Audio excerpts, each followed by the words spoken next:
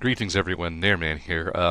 This is going to be hopefully the start of something else we decided to do on the channel, a bit of individual projects, just little impressions videos, the little things we're doing, and so on and so forth. I'm starting out with my impressions and kind of a mini review of Final Fantasy Type 0 HD for the PlayStation 4. Just kind of finished doing a lot of stuff in the game, so I figured now would be a good time to do it. I know it's a bit late considering it was released last month compared to now, but better late than never, I suppose. Let's see. Starting out, let's talk about the story, probably the weakest aspect of the game. So there are four nations at war, for some reason control over the crystal, because one of them, Militesi I think it was, is greedy little bastards. Apparently the crystals grant them like super ultra power or something. The game doesn't really explain this. And I'm fine with the game not explaining why the war is going on. You're playing a bunch of teenagers, so you're not going to really understand the ins and outs of politics. So, I mean, that would be fine. But the game wants to really shove it in your face a lot. So it's just kind of a lot of, hey, here's all this politics that's going on that doesn't make a lick of sense considering they're all kind of, well, stupid. We hear a lot about all these nations and what they represent. You know, we're playing as the Vermilion Rurum characters, who eventually kind of take over the entire place after they get attacked.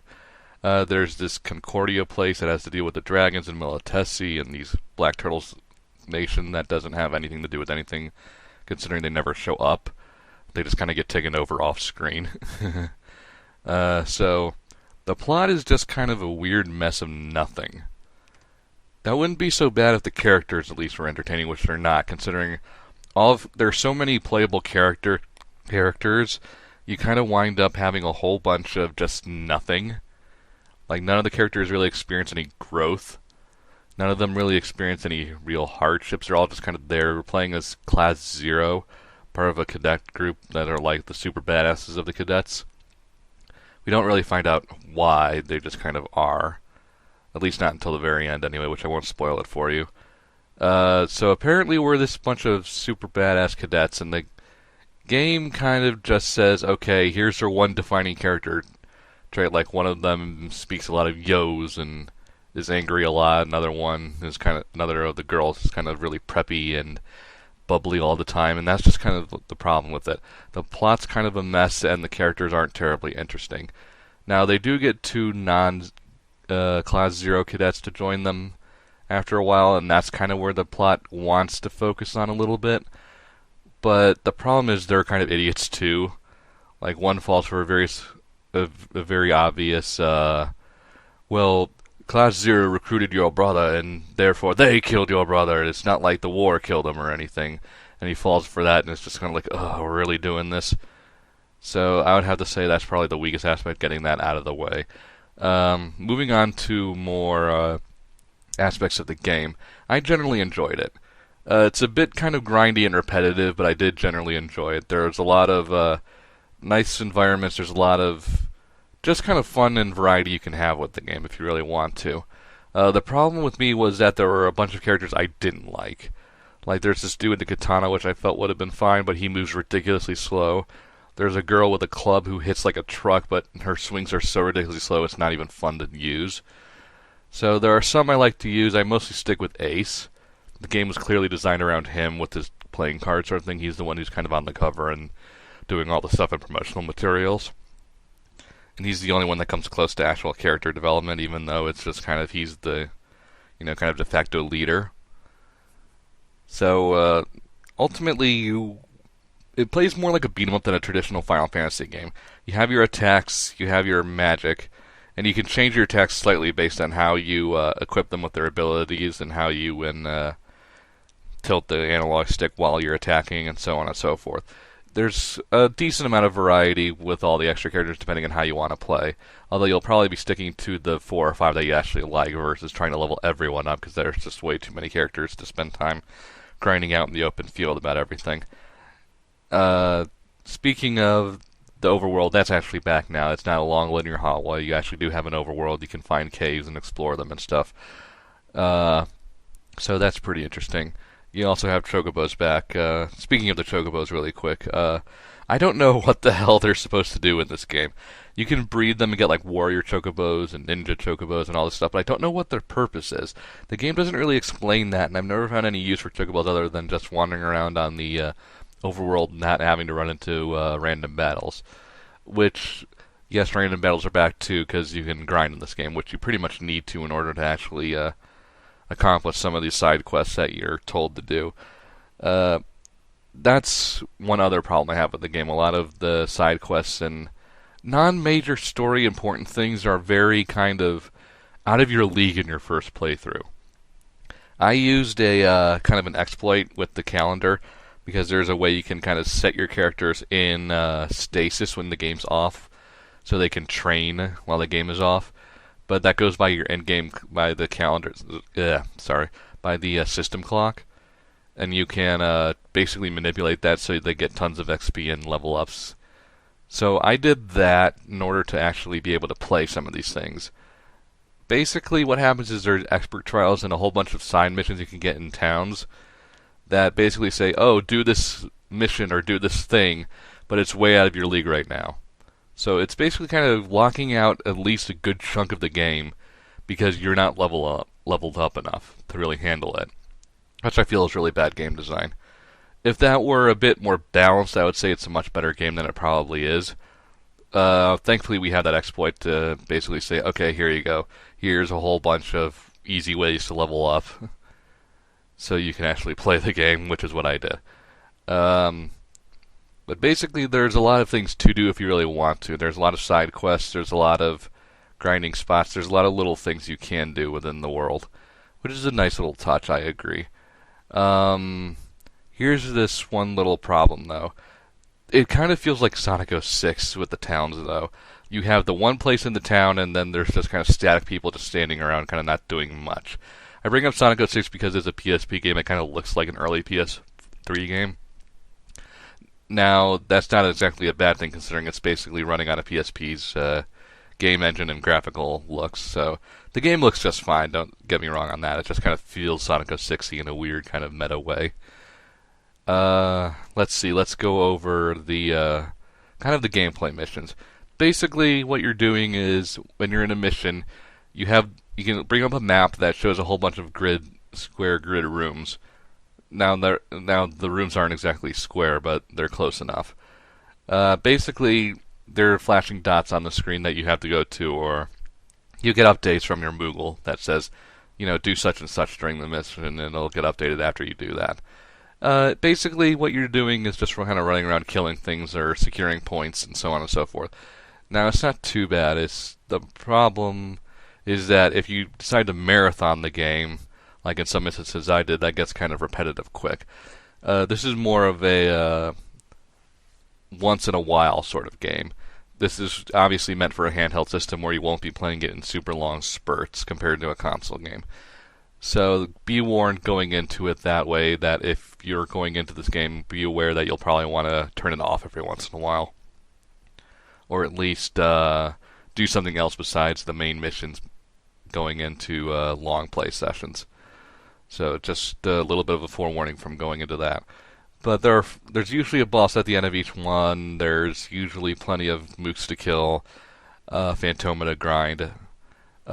Basically, it's just kind of a beat 'em up, which is fine with RPG elements. You have your ability points, which you can attach to abilities that you can use to change your character's attacks and so forth.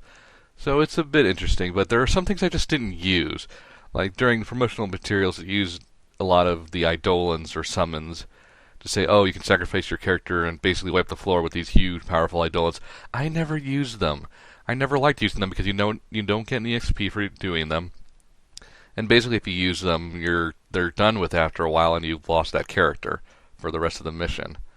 So it's just kind of a waste to me. You also have other team attacks and a few other things that I also never use, mostly because I wanted characters. You're in groups of 3 during the missions. I should have mentioned that. Basically, you're in groups of 3, and I wanted them on cure and wall duty to protect me from getting killed a lot. I didn't like them kind of being close to me all the time, kind of just using team attacks or whatever. It just wasn't terribly useful, and honestly, I felt that it was kind of a cheap way to clear the room when it's a beat 'em up. It's going to be a little bit repetitive, so I was fine with spending some time killing the same mooks over and over. Let's see what else is there. The soundtrack was pretty good. It was a bit repetitive, but ultimately it's kind of a PSP game again, so you only have so much room for these things. But ultimately I did enjoy it. The game looks good, except for the towns, which I mentioned earlier. But the main hub is absolutely pretty gorgeous, so I really enjoyed that. Just kind of wandering around academia and seeing what was there and talking to students and seeing what was going on in the world. So in that regard, I can give the game some amount of praise. The other gameplay style it has is this weird kind of RTS thing where you're walking around the overworld trying to capture bases, and basically this is the worst gameplay aspect of the series. Of the game. Basically what happens is one arrow goes from your base, one arrow goes from their base, they collide in the middle and take each other out until you walk over to their side of the base and start taking out their guys. So your guys can start taking over their base. It's basically just a lot of running around and not doing much of anything. It's not interesting, and it's just kind of a weird kind of way to make it so make it feel like there's a war going on. I didn't feel this was necessary, and a lot of the expert trials rely on this. And it's not terribly hard either. It's just, hey, here's this base you want to capture, go capture it. Okay, you captured this base, go capture this town. You capture this town, go capture the enemy stronghold, etc., etc. It's just not interesting, and it's not terribly useful. Thankfully, you're only required to do it like once or twice throughout the entire main campaign, and most of them are relegated to the expert trials or side missions. So if you really don't like them, you don't really have to do them, but since I wanted to do as much as possible, I did a lot of them, and they got old very quick. Let's see. The other biggest complaint I have about this game is that it throws a lot of bullshit at you. There are 3 specific instances I can recall. The first is that on the overworld there are these big, not behemoths, but just big monsters that roam around. Outside of the first kind of hub area overworld you get. Once I got there, I was like, oh, here's a monster I can kill. I'm gonna go kill it. This is after like the second mission, and you're at like level 15, 16, etc. I'm over there challenging him and playing this daunting, scary music, and suddenly level 99 behemoth.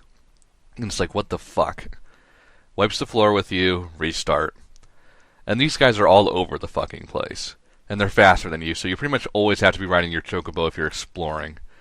Which is really not good game design. There's no way to kill them. I've gotten my main characters to level 99, and even then, they still do quite a bit.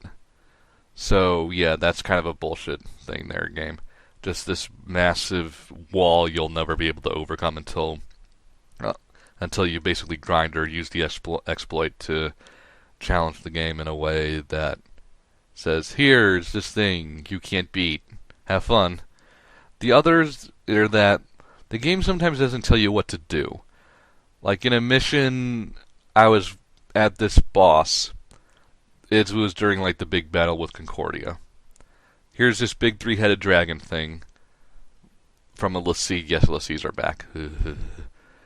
So here's this big 3-headed dragon thing. And the mission update says, defeat this boss, basically. So I'm spending an hour just resetting over and over because it's wiping the floor with me. And I basically went on a nerd rage on Twitter saying, I can't do this, this is really bad game design. Until someone said, you're supposed to lose that fight. Well, the game should tell you that. If you're supposed to lose the fight, the game should tell you that. There's no way to tell you're supposed to do that in any shape or form. Another example is that in this other mission, a l'Cie basically comes out of nowhere, kills who you're playing as, and goes away. Basically taking away one of your more powerful characters if you're actually playing as one of them, or making you rely on other characters. Basically saying, oh, you were liking playing as this character? Too bad, play as someone else. So those are the 3 particular instances of kind of the game throwing shit at you that you have no way to kind of understand or deal with. Ultimately, in the grand scheme of things, I enjoyed the game, but it has a lot of flaws. Kind of wrapping things up.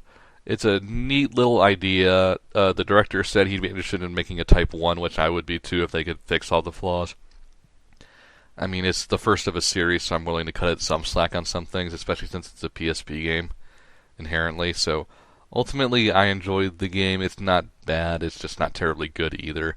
If you're a big Final Fantasy fan, you'll get some kicks out of it because there are chocobos and moogles and some Final Fantasy-like elements here and there. If you're not a big RPG or beat 'em up fan, you probably won't enjoy it. It won't really change your mind on anything. But ultimately, I give it a decent I give it a decent rating. Not anything spectacularly high, but it's not a bad game either. So it's just kind of middle of the road. That's about it. If you like this kind of video of me just kind of going over it as a mini review sort of thing, let me know in the comments. If you like.